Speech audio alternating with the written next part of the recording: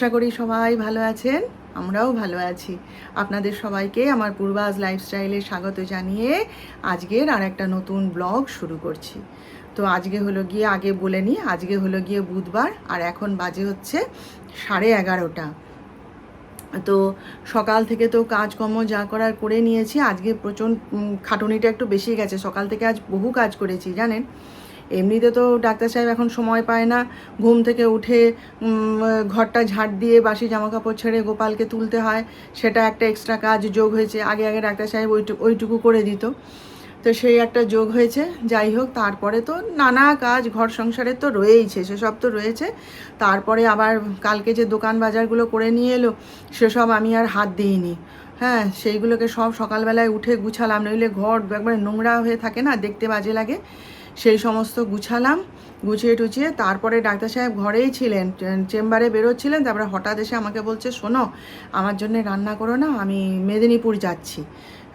হঠাৎ করে না ফায়ার অফিস থেকে ডেকে পাঠিয়েছে, কি দরকার আছে, সেই জন্যে আমি মেদিনীপুর বেরিয়ে যাচ্ছি, আর আমার জন্য আর রান্না করো না। তো এদিকে এসে দেখি ড্রাইভার এসেছে, গাড়ি বের করছে।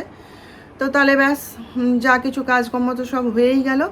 ধীরে সুস্থে এবারে করব, আর তাড়াহুড়োর কিছু নেই। যিশু বলছিল, মা ডিমের ঝোল ভাত করে ফেলো। আমি দাঁড়া, রোজ রোজ ডিমের ঝোল ভাত যেমন রান্না করি তেমনই করব, আমি ধীরে সুস্থে ঠিক করে নেবো, দাঁড়া তুই বলে। তো যিশুর তো আজকে চেম্বারে যাওয়া, নার্সিংহোমে যাওয়ার ছিল। তো বলে, মা সকালবেলায় যাব না, পেশেন্ট সেরকম নেই বলছে, আমি বরং বিকেলে গিয়ে একটা রাউন্ড দিয়ে আসবো। আর এই রোদের মধ্যে, গরমের মধ্যে আর ভালো লাগে না। আমি ভালো হয়েছে, থাক ঘরে থাক। দিয়ে এই সব করছি, করে টোরে এই একটুখানি পুজো দিলাম, গোপালকে চান টান করালাম, করিয়ে একটুখানি খেতে ঠেতে দিয়ে ভাত বসিয়ে এসেছি। ডাল সেদ্ধ হয়ে গেছে, আনাজ টানাজগুলো বের করে রেখেছি, এখনও কাটিনি। যাচ্ছি, এই আপনাদের সঙ্গে কথা বলা হয়ে গেলে যাচ্ছি আর কি। তো চলুন তাহলে আজকের দিনটা শুরু করলাম আপনাদের সাথে, আপনারা সঙ্গে থাকুন। দেখলেন, পুজো করতে বসছি, এদিকে তখন আমার ছেলের খিদে পেয়ে গেছে।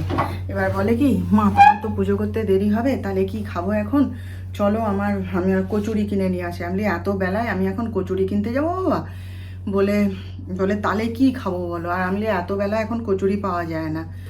তখন আমি বলি যে তাহলে দাঁড়া, পুজোটা করে নিই একবার, তখন পুজোয় মানে বসবো আর কি, সব জোগাড় যন্ত্র করা হয়ে গেছে।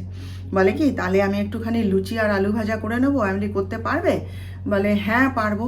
এবার ও কি আর অত আটা মেখে এ করে ও করে অত নিজের খাবার করে নিতে পারে বলুন? আর আমারও সেটা দেখতে ভালো লাগে না। দিয়ে আবার সে পুজোয় তখনও বসিনি, জোগাড় যন্ত্র করেছি, করে এসে আবার সে আটা মাখাই ছিল ফ্রিজে। তো সেই আটা বের করে লেচি করে লুচি মানে বেলে দিলাম। আর কড়াইতে তেল দিয়ে, তেল গরম মানে গ্যাস অন করে দিয়ে আমি বলি, লুচিগুলো ভেজে নিতে পারবি? বলে হ্যাঁ আমি পারবো। তা সে আলু ভাজা খাবে, তা সে আলু সে পিলার দিয়ে ছিলতেই পারছে না। হ্যাঁ, দিয়ে আবার সে পিলার দিয়ে ছিলে দিলাম, ও তার আলু ভাজার আলু কেটে নিল। সে কেটে নিয়ে তারপরে পুজো করে উঠেছি, দেখি কেমন সুন্দর লুচি ভেজে নিয়েছে, আলু ভাজা করে নিয়েছে, নিয়ে নিজে নিজে আজকে জলখাবার খেয়ে নিয়েছে। আর ভালো হয়েছে, নইলে আমি কখন পুজো করে উঠবো, তারপরে ওকে খাবার করে দেবো, পেট জ্বলে না বেচারি। আমি বলি একটু করে নে বাবা। বলে হ্যাঁ হ্যাঁ আমি করে নিচ্ছি। আর ভালোই হলো, আমার পুজোটাও হয়ে গেল আর ওর জলখাবারও হয়ে গেল, কারোরই কোনো কষ্ট হলো না। নইলে সে পুজো করে উঠতে উঠতে 12টা বেজে যায় জানেন। দিয়ে মানে জলখাবারটা ছেলেটা খেয়ে নিল, শান্তি। আর ডাক্তার সাহেব তো মুড়ি চিনি জল খেয়ে যেমন বেরোয় চলে গেছে। আর আমার তো রুটি করাই ছিল, কালকে যখন রুটি করছিলাম তখন আমি প্রতিদিনই করে রাখি, রুটি করে রাখেছি, সেটা একটু চা দিয়ে খেয়ে নিয়েছি। করতে করতে এই ব্যাগটা লাগিয়ে নিলাম জানেন, এই যে এই জন্যই এখন আপনাদের সামনে আর আসতে পারবো না, পরে আসবো। এই যে এটা অন্য সময় তো সময় পাই না, আজকে ফাঁকা আছে, একটুখানি লাগিয়ে নিলাম। অন্যদিন তো কোনো রকমে চান করে চলে আসি, নইলে মাথায় যদি শ্যাম্পু করি সে 3টে 3:30 তার বেশি হয়ে যায় তখন চান করতে। ওই জন্য এই রান্না করতে করতে ঝট করে এটা লাগিয়ে নিলাম। এটা খুব ভালো প্রোডাক্ট জানেন, এই এই এই আকাঙ্ক্ষার একমাত্র এই জিনিসটাই আমি ব্যবহার করি। আমার চুলে এটা খুব উপকার দিয়েছে, খুব উপকার। করোনার সময় তো মানে চুল উঠে একদম ফাঁকা হয়ে যাচ্ছিলো, এত চুল উঠছিল। এইটা লাগাতে আর ওই ইন্দুলেখা, এই দুটো লাগাতে আমি খুব উপকার পেয়েছি। এই যে আমি এই একটা জিনিসই ব্যবহার করি এই আকাঙ্ক্ষার, আর কোনো কিছু না। তো এই কাজের ফাঁকে এটা একটু লাগিয়ে নিলাম চট করে, জানেন। এই কাঁকরোল ভাজা আমার খুব প্রিয়, জানেন তো। ডাক্তার সাহেবকে অনেক মানে যখনই বাজারে যায় তখনই আমি বলে দিই, হ্যাঁ গো, যে তুমি তো উচ্ছে আনবেই আমার জন্যে, একটুখানি কাঁকরোল তেলে এনো তো। যখনই বাজার করতে যায়, এই কাঁকরোল ওঠার পর থেকে আর কি, যখনই বাজার করতে যায় তখনই মানে আমার জন্যে মানে অনেকগুলো নিয়ে আসে আর কি, উচ্ছেও নিয়ে আসে আর এগুলোও নিয়ে আসে। আর এই কাঁকরোলটা ভাজা খেতেই আমার বেশি ভালো লাগে, জানেন তো। ও আমি ইউটিউবে দেখছিলাম একবার যে কাঁকরোলকে কুচি কুচি করে কেটে তরকারি বানিয়েছে, কিন্তু আমি বানিয়েও দেখেছিলাম, কিন্তু আমার একদম ভাল লাগেনি। আমার এই কাঁকরোল ভাজাই ভাল লাগে, জানেন। আমি তো এমনি ভাজা করার পর মানে এমনিই তুলে তুলে খেয়ে নিই, এত ভালো লাগে আমার। আমার বাড়িতে তো কেউ খায় না, যিশু তো খায়ই না। আর ডাক্তার সাহেবকেও জোর জবরদস্তি করে একটু আধটু দিই পাতে, একটু আধটু খায়, বলে এটা তোমার জন্য এনেছি, তুমি আমাকে কেন দিচ্ছ। সেও খুব একটা পছন্দ করে না, কিন্তু জোর করে দিয়ে দিই যখন, তখন আর উপায় থাকে না, খেয়ে নেয়, বুঝলেন। Good evening. তো সন্ধ্যা দিয়ে উঠে এই যে নিজের জন্য একটুখানি খাবার করে নিলাম, বুঝলেন। এই যে চিঁড়ে ভাজা, পাঁপড়, চানাচুর, পেঁয়াজ দিয়ে মাখিয়ে নেবো। আর লঙ্কা আমি খেতে পারি না, ওই জন্য খাবো না। আর এই যে একটুখানি দুধ চা করে নিয়েছি, নিজের জন্যই করেছি। আর ডাক্তার সাহেব তো এক্ষুনি এলেন বাড়িতেই, গল্প করছিলাম। তো গা হাত পা ধুতে গেছে, এলে পরে দুধটা গরম করে দেবো বলছে, আমাকে শুধু একটু গরম দুধ দাও 1 কাপ, তাহলেই হবে। তা দুধটাই দেবো গরম করে। আর যিশুর তো খাবে না, সে তার কি খাবার খেয়ে এসছে, সেই জন্য তার পেট ভার, সে আর খাবে না। তো একটুখানি নিজের জন্য এটাই করে নিলাম, এটাই আমার সন্ধ্যার জল খাবার। তো চলুন খেয়ে নিয়ে তারপরে ডাক্তার সাহেব আসুক, তখন তার আবার ব্যবস্থা করব। এখন আমি এতক্ষণ কি করছি দেখছেন, গোটা খাটটাকে কি করে নিয়েছি। এই যে সব ব্লাউজগুলো সেদিনকে বানিয়ে এনেছিলাম, সেই সব এই যে সব শাড়ির মধ্যে মধ্যে ব্লাউজগুলোকে রেখে দিলাম। এই যে দেখুন, এই যে একটা ব্লাউজ, এই যে আলমারিটাও একটু গুছিয়ে নিলাম, জানেন। এমন মানে অবস্থা হয়ে গেছিলো না, শাড়ি যদিও পরা হয় না এখন আর। তো ডাক্তার সাহেব বলে কি, তুমি ঘরের মধ্যে পরে বসে থাকো, আমি দেখবো, বুঝুন। আচ্ছা, এই যে ব্লাউজটা, এই শাড়ির আগে আগে অনেক নেমন্তন্ন বাড়ি টাড়ি থাকতো, জানেন, অনেক জায়গায় যেতাম, কিন্তু এখন আর সবার বিয়ে হয়ে গেছে, সব অনুষ্ঠান হয়ে গেছে, তো এখন আর কোনো নেমন্তন্ন বাড়ি টাড়ি সেভাবে যাওয়াও হয় না। আর এই যে এই শাড়িটার ব্লাউজ, সব শাড়ির মধ্যে সবার ব্লাউজ ভরে রেখে দিয়েছি। এই যে এই শাড়িটা আমার বাবা দিয়েছিল, জানেন, শেষ বছরে। সেই শাড়িটা কিন্তু একদম নতুন, দেখুন, পরাও হয়নি।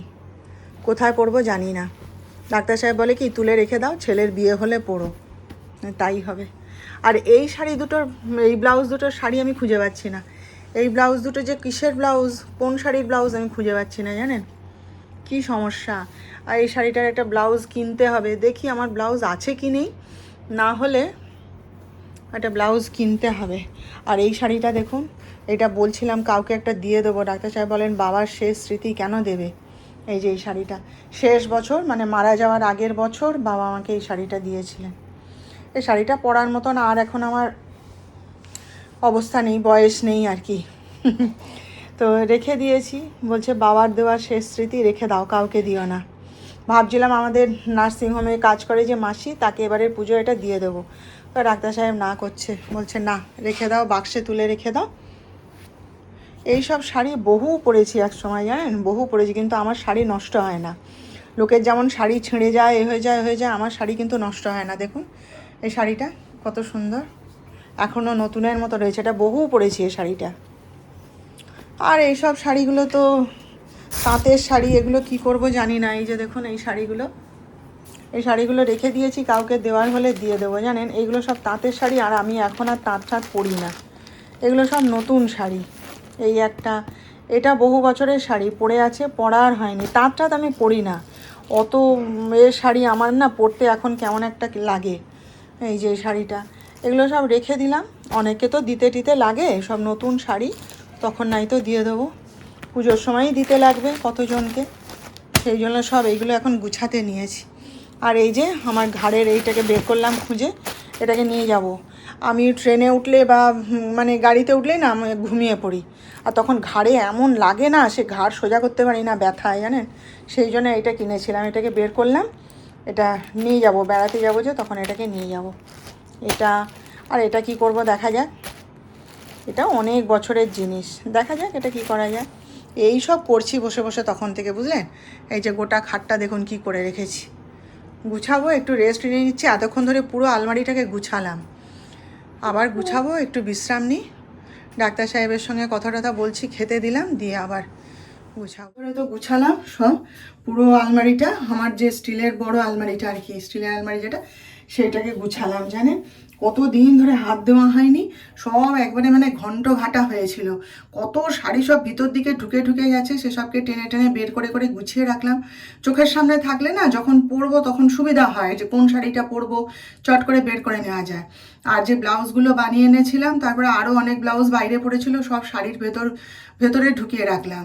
তাহলে পরার সময় সুবিধা হয় না বলুন। তখন এই শাড়ি কোথায় রে, এর ব্লাউজ কোথায় রে, খুঁজতেই তো সময় চলে যায়। আর একটা ব্লাউজ সে আমি দোকান থেকে বলে আসছি কি যে না, এই ব্লাউজটা আমার নয়, আমার নয়। বলছে হ্যাঁ গো বৌদি, তোমারই ব্লাউজ, দেখো নাম লেখা রয়েছে। তো সেই তারপরে আলমারি ঘাঁটতে ঘাঁটতে সেই শাড়িটা পেলাম। জানেন একবারে ভিতর দিকে একদম ঢুকে গেছিলো। সব গুছিয়ে রাখলাম। তারপরে আপনাদের যে দুটো ব্লাউজ দেখালাম যে আমি খুঁজে পাচ্ছি না শাড়ি, সে দুটোও পেয়েছি। সব সুন্দর করে টিপটপ করে গুছিয়ে রেখে দিলাম। আর কত নতুন শাড়ি রয়েছে আলমারিতে জানেন, আমার খেয়ালই ছিল না। এবারের পুজোয় দেখবেন একটা নতুন শাড়ি আমি কিনবো না কারো কাছ থেকে। আমার এমনিতেই আমার আর শাড়ি পরার জায়গা নেই। আগে আগে অনুষ্ঠান বাড়ি ঠাড়ি যেতাম, তখন শাড়ি ঠাড়ি পরে যেতাম। এখন আর যাওয়াও হয় না, সেসব শাড়িও আর পরা হয় না। এখন তো সব সময়ই চুড়িদারেই কেটে যায় দিন। আমি আর একটা শাড়িও কিনবো না। সেই দুঃখ করছিলাম, তো ডাক্তার সাহেব বলে কি, এই যে বেড়াতে যাচ্ছ শাড়ি নিয়ে চলো, ওখানে গিয়ে শাড়ি পরবে। আমি তো সঙ্গে থাকবো, তোমার অসুবিধা কি, তুমি শাড়ি পরে ঘুরবে। যিশু বলছে বেড়াতে গিয়ে শাড়ি পরে ঘুরবে? হ্যাঁ, বলে হ্যাঁ, তো কি হবে তাতে, শাড়িগুলো পরবে ওখানে। তারপরে আমি হাসছি, বলে কি তাহলে তুমি বাড়িতেই পরো, পরে ঘুরে বেড়াও আমার চোখের সামনে, আমি দেখবো তোমায়। আমি আচ্ছা ঠিক আছে। এইসব হাসি মজা হচ্ছিল আর কি। তারপরে তো এখন আরও একটু গুছাতে বাকি আছে। তারপরে অনেক ইস্ত্রি সব টেনে টেনে বের করেছি, ইস্ত্রি করতে হবে। জানেন 2 ব্যাগ ভর্তি ইস্ত্রি আবার জমেছে, দেখি কবে করব। ওই মুড যখন আসে তখন সব করে ফেলি, আর মুড যখন আসে না না, তখন পড়েই থাকে। আর যিশু তো খাবে না, সে তো খেয়ে এসছে, তার পেট ভার আছে। আর আমি আজকে একটুখানি ওটস খাবো। আর এই যে ডাক্তার সাহেবের জন্য এই যে দেখুন আলু পেঁয়াজের বাটি চচ্চড়ি বানাবো। এই যে দেখা যাচ্ছে, এই যে আলু পেঁয়াজের বাটি চচ্চড়ি বানাবো। একটুখানি কুমড়ো ছিল, এর মধ্যে দিয়ে দিয়েছি, ভাল লাগবে খেতে। মাখা মাখা তরকারি করে দেবো, ওর ওই তরকারিটাই পছন্দ। আর একটু রুটি করে দেবো, ব্যাস এই। তাহলে চলুন রান্না বান্না শুরু করি, পরে কথা বলছি আপনাদের। তাহলে রুটিগুলো এবার বানিয়ে ফেলি। এই যে সব বেলে নিয়েছি, এই যে দেখুন। আমার আর ডাক্তার সাহেবের জন্য আমার জলখাবারের রুটি করে রাখবো। সকালবেলায় উঠে না, তখন রুটি করে জলখাবার খেতে তখন ভীষণ বিরক্ত লাগে জানেন। একদিন করতেই হয়, যেদিন বারবত থাকে সেদিন তো করতেই হয়, কিন্তু ওই উঠে তখন মনে হয় কি কেউ যদি একটু করে দিত, তখন মানে এত পেট জ্বলে না, তখন আর রুটি করে খেতে ইচ্ছে করে না, এদিকে উপায় থাকে না। সেই জন্য আমি সকালের রুটিটা আমার যেটা আমি খাই আর কি, সেটা আমি করে রেখে দিই। তো এটা করে রেখে দেবো। আর আজকে একটু ওটসের রুটি করব। আমার কীরকম মানে বুদ্ধি দেখুন, মানে খেয়াল নেই আর কি। আমি রোজই ডাক্তার সাহেবকে বলছি যে আমার ওটস শেষ হয়ে গেছে, একটু ওটস আনতে হবে। আর ও বলে যে আচ্ছা তুমি লিস্ট করো কী কী লাগবে, আমি একবারে এনে দেবো।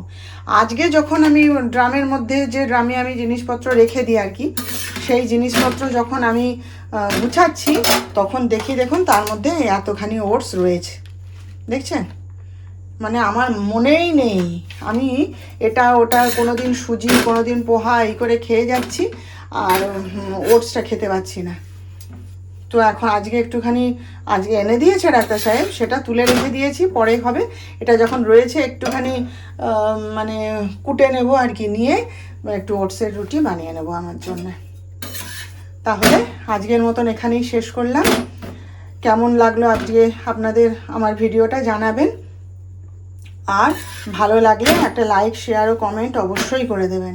আবার কালকে আমাদের দেখা হবে নতুন ব্লগে, নতুন বিষয় নিয়ে। ততক্ষণ আপনারা সবাই ভালো থাকবেন।